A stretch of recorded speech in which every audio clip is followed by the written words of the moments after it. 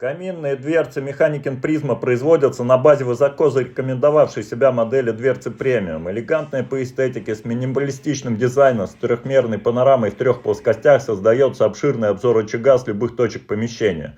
Благодаря оснащению системой чистое стекло и продухом внутри рамы обеспечивается эффект, как при погружении под воду с маской, с полной визуализацией подробностей только в глубину пламени, позволяя детально наслаждаться процессом горения поленьев.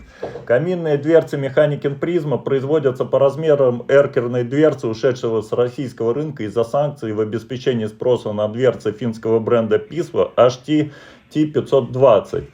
Как и на аналогичные эркерные дверцы, на нашей модели установлена премиальная немецкая стеклокерамика Robox 700